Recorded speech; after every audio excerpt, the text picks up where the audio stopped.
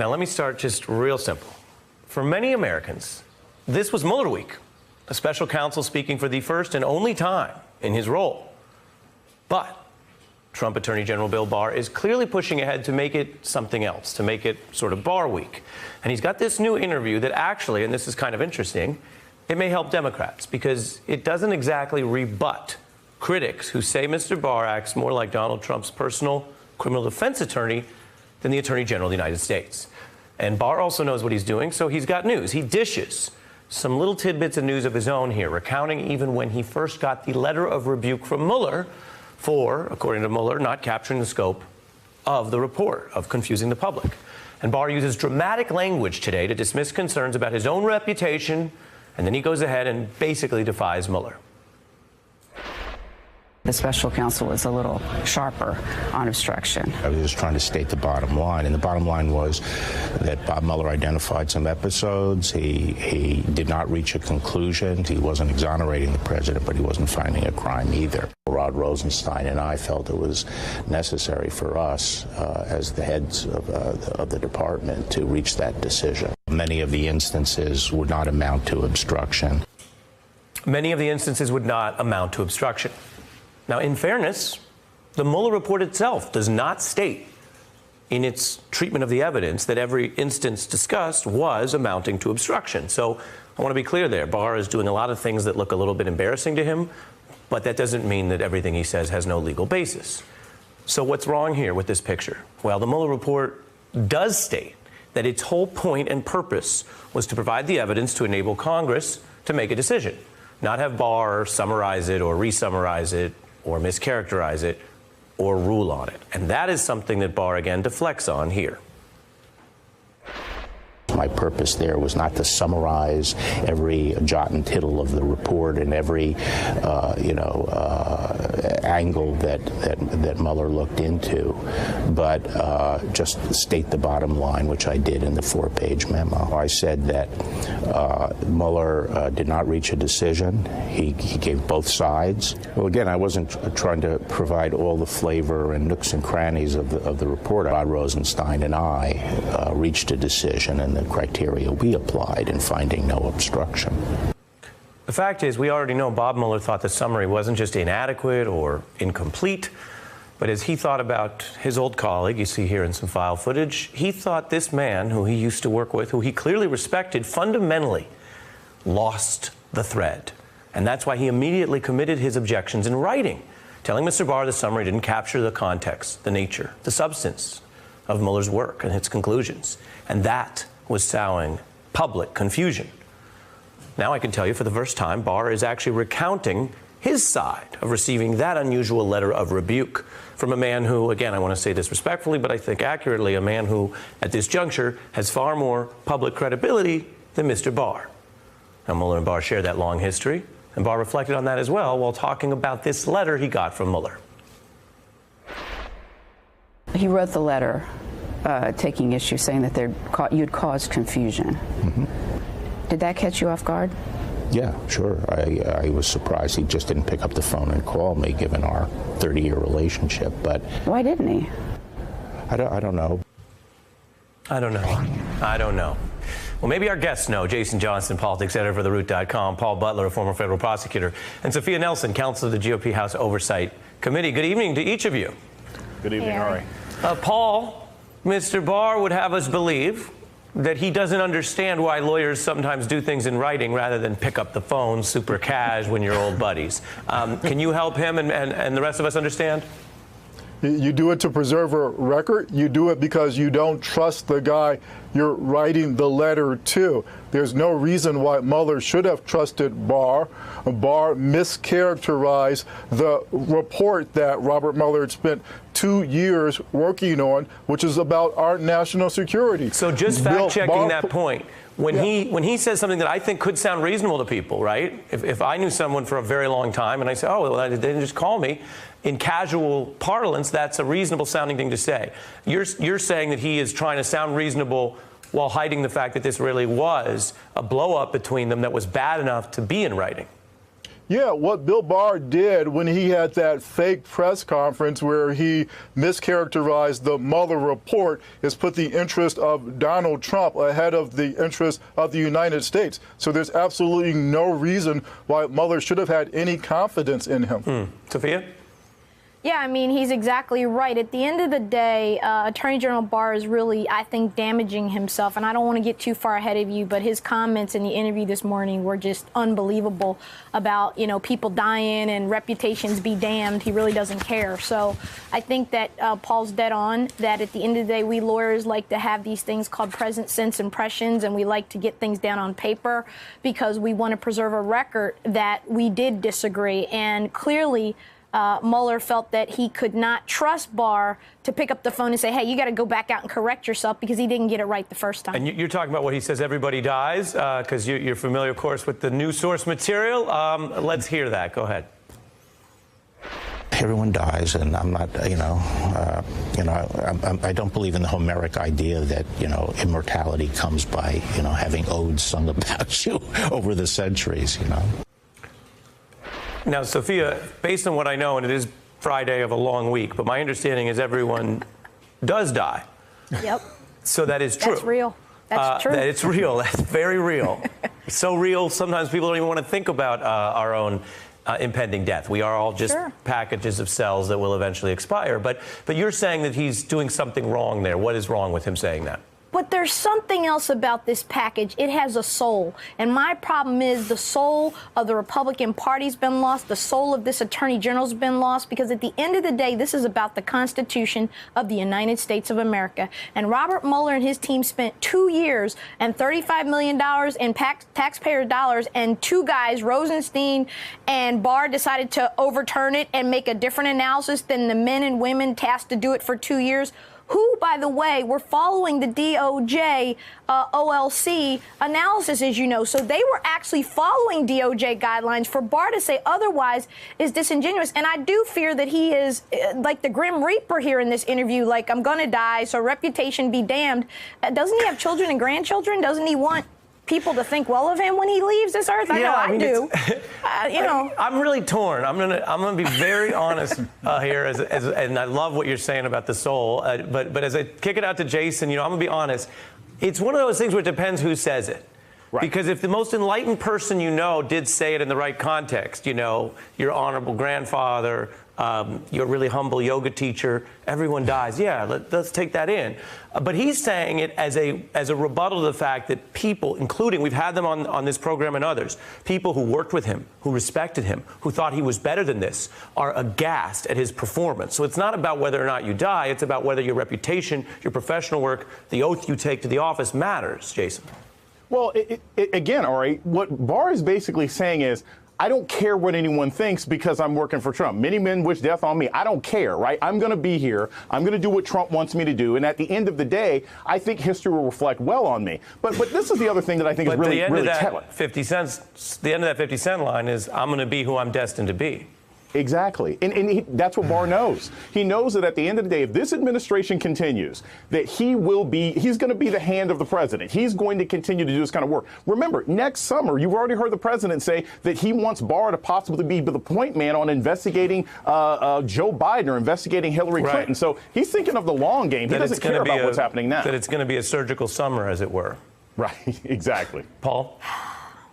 Yeah, some of this is with regard to Mueller, him not being as direct as he could be on these issues. So, Ari, you and I are big hip-hop heads. The thing I love about that culture is it's direct, it's in your face. Sure. That's not how Robert Mueller flows. And so when I might say Trump is a thug and the Attorney General is a liar, what Mueller says is, well, I didn't have enough evidence to charge.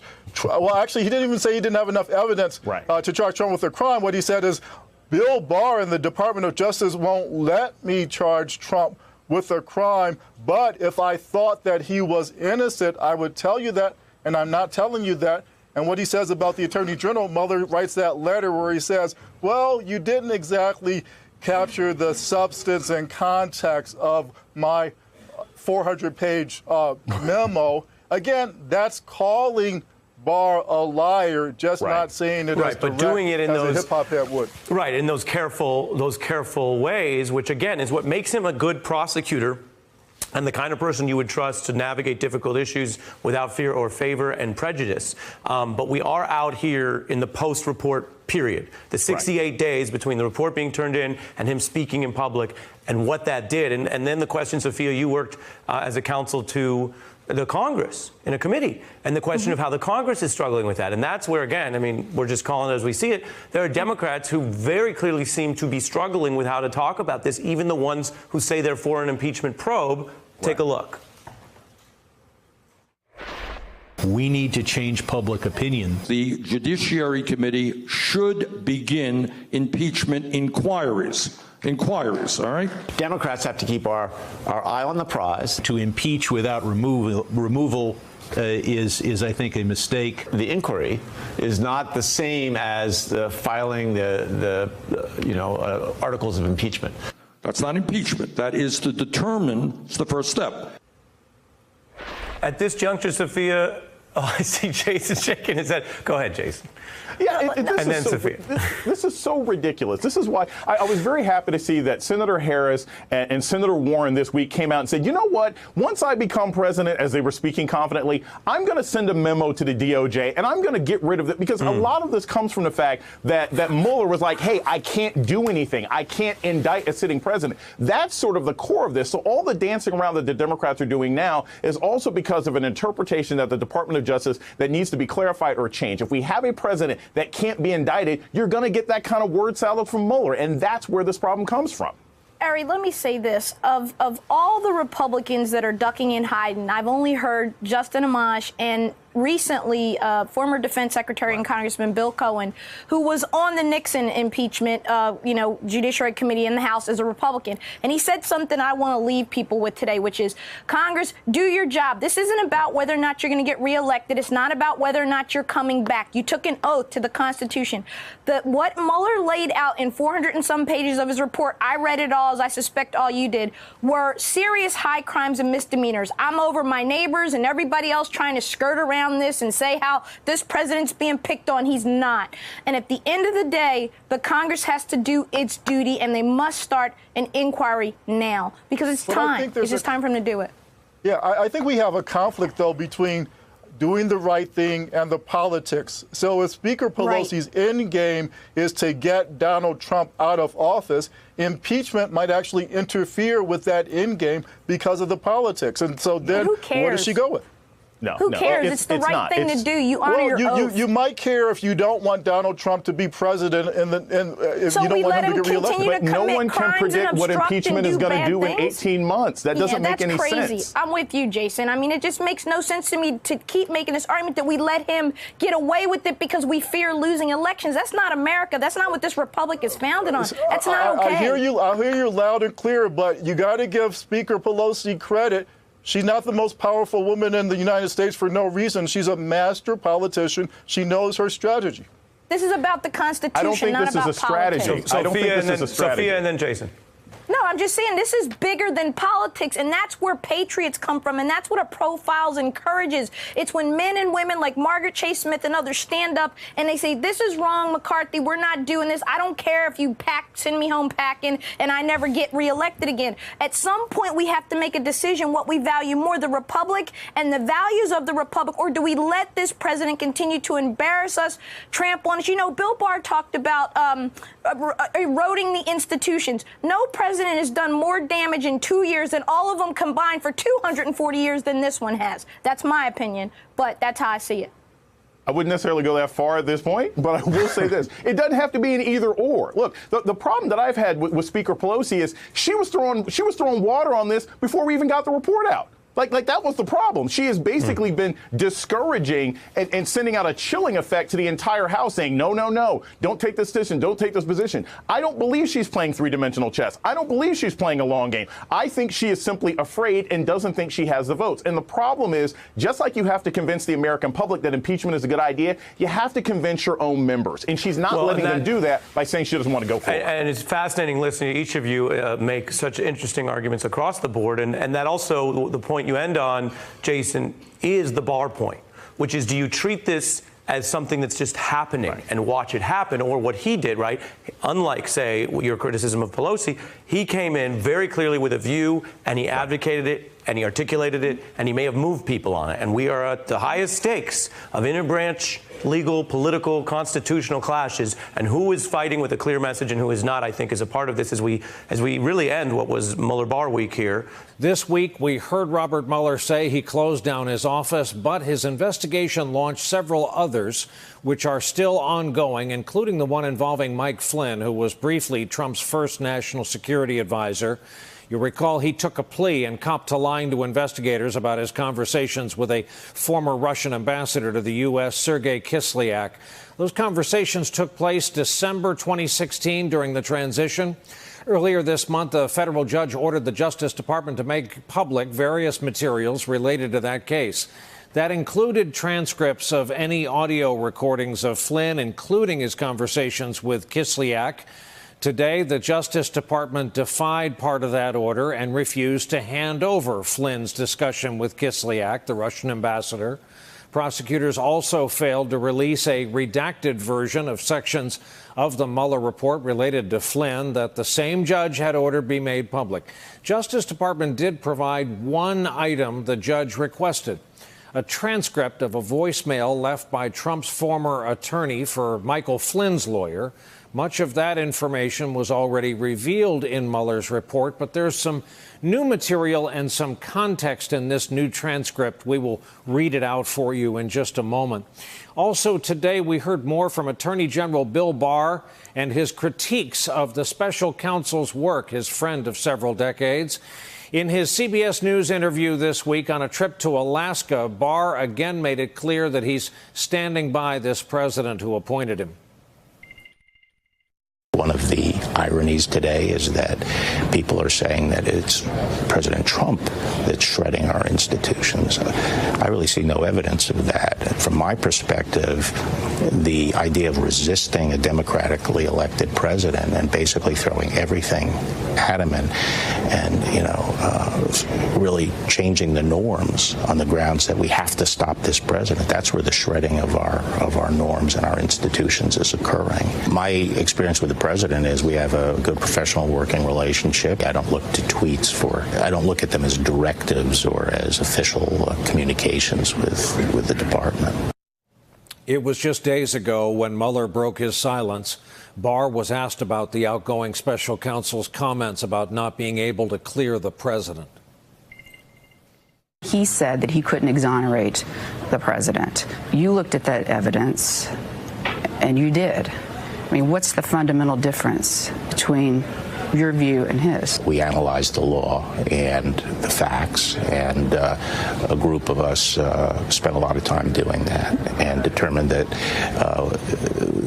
both as a matter of law, many of the instances would not amount to obstruction. We didn't agree with the legal analysis, a lot of the legal analysis in the report. It did not reflect the views of the department. It was the views of a particular lawyer or lawyers. So we applied what we thought was the right law. The Attorney General is now conducting what he describes as a review of the origins of the Russia investigation, and Trump has granted his request for wide authority to declassify information. Barr has testified he believes the Trump campaign was spied upon, something most legal professionals know instead as federal court-ordered surveillance. Today, he was asked about that new investigation. What have you seen? What evidence? What makes you think I need to take a look at this? I had a lot of questions about what was going on, and I assumed I'd get answers when I went in, and I have not gotten answers that are at all satisfactory, and in fact have probably more questions, and that some of the facts that I've learned don't hang together. Things are just not jiving. In the meantime, in the days since, Mueller's handling of the Russia investigation has become even more politicized now that it's over. A New York Times analysis entitled "Mueller Played by the Rules, Trump Made New Ones" describes the special counsel's dilemma. Quote, Mueller's refusal to pass judgment on whether the president broke the law is one example of how the special counsel operated by rules ill-fitted for the Trump era. He said nothing, and the president said everything. Mueller handled the part of his investigation involving the president's conduct in office with extreme care. Yet Mr. Trump portrayed the Mueller investigation as out of control. At that point, let's bring in our leadoff discussion group for a Friday night. Susan Page, Washington bureau chief for USA Today and author of the best-selling new book, the Barbara Bush biography called The Matriarch. Elliot Williams, former federal prosecutor who was also Deputy Assistant Attorney General and counsel to the Senate Judiciary Committee, and Eric Tucker, back with us as well, Justice Department reporter for the Associated Press, who notably has covered the Mueller investigation from the start. Good evening and welcome to you all. Susan, what do you make of William Barr, his words, his behavior, his loyalty to this man who has just appointed him? Well, this is the attorney general that President Trump wanted from the start and didn't have. And he has now an attorney general who's willing to make his case. And, you know, if we thought the Mueller investigation was over with Robert Mueller's announcement that he was stepping down and closing up shop, that is not the case. The Mueller investigation is going to be open for some time, both by Democrats who want to explore more thoroughly what they found, and also apparently by the attorney general who's going to look back at the origins of that investigation. This story is not nearly over yet. Elliot, when Barr says that Mueller could have reached a decision on wrongdoing, that in looking at the same case, he could not, help viewers through this. How are people to understand the disagreement between these two equally titanic figures in the current law? And it's clearly a disagreement, and it's a profound one. Here's the thing. Well, there's a few problems going on here. Number one, Barr never had to make a conclusion as to obstruction of justice. Now, Mueller clearly made the decision not to go there, but Barr could have left the findings in the report as they were and passed it on to Congress. I think a problem, though, exists in the fact that Barr, for 3 decades, has written and spoken about the primacy of the executive branch and not wanting to defer to Congress as a branch of government, even when it comes to adjudicating the president's conduct. So I don't think he wanted to send it to Congress. So this is almost par or bar for the course, for lack of a better way to put it. No, and I think that's really it. It's we've accepted as a matter of fact that because of the fact that Mueller did not make a determination, then Barr ought to have. Right. But I also think playing into this is the role of the Justice Department guidance. And, Barr accepts that the Justice Department, to be clear, just for your viewers, there was guidance that says that a sitting president can't be indicted. Right. So if a sitting president couldn't be indicted and Mueller didn't make a finding as to, the president's criminality, necessarily the body that would have to adjudicate that would be Congress. Right. So because assuming that Barr accepts the validity of the guidance that his own department put out. So it's confusing, but he's created a bit of a muddle here, and he should have just sent it to Congress. That is the body that can adjudicate whether a president has engaged in wrongdoing. And I think he probably, in his desire to have the buck stop with him as Mueller's boss, as the head of the Justice Department, made that determination, and I just don't think he had to go there. Eric Tucker, take us over to the Flynn case. When was the last time, as someone who covers this line of work, you remember the Fed saying straight up no to a federal judge's make public order? It was a fascinating court filing because there wasn't actually that much of a reason that was given for why the Justice Department was not going to comply with that order. So it was striking. And of course, this is the judge who has made clear that he expects the parties who were before him to listen to him and abide by his orders. But by the flip side, it's actually not that surprising that the Justice Department took this position because they have never even confirmed the existence of the Flynn wiretap to begin with. So the idea that they would put onto the public docket a full transcript of